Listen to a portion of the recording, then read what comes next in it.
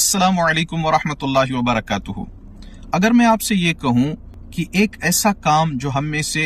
बहुत सारे लोग किसी की जान बचाने की नीयत से करते हैं, वो उनकी जान लेने का सबब बन सकता है, तो आपको कैसे लगेगा? जी हाँ दोस्तों, जब कभी कोई हादसा होता है, एक्सीडेंट होता है, लोग कहते हैं इनको पानी पिलाओ, पानी पिलाओ। याद रखें,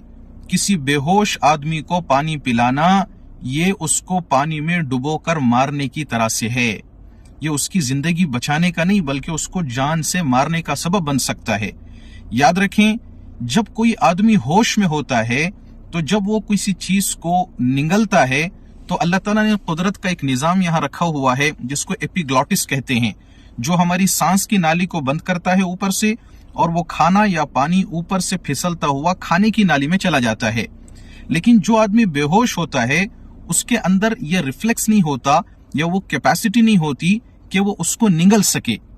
तो बेहोश आदमी के मुंह में पानी डालने से वो पानी खाने की नाली में जाने के बजाय सांस की नाली में चला जाता है और उसकी सांस की नाली को ब्लॉक कर देता है, जिसकी वजह से न वो खांस सकता है क्योंकि वो बेहोश है, न उसको ठसका लग सकता है जिसकी वजह से वो पानी बाहर आ जाए, न वो निगल सकता है कि वो खाने की नाली में चला जाए, बल्कि वो दरमियान में जाकर सांस की नाली को ब्लॉक कर देता है, जिसकी वजह से उसकी सांस बंद हो जाती है और उसको ऑक्सीजन नहीं मिल पाता, लिहाजा उसकी मौत हो सकती है।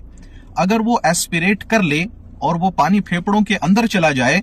तब भी अगर उसकी मौत ना भी हो तो उसकी जो रिकवरी है, सेहतमंद होने के चांसेस बहुत कम हो जाते हैं, या उसके सेहतमंद होने की जो मुद्दत है वो बढ़ जाती है, ताखिर हो सकती है एस्पिरेशन की वजह से।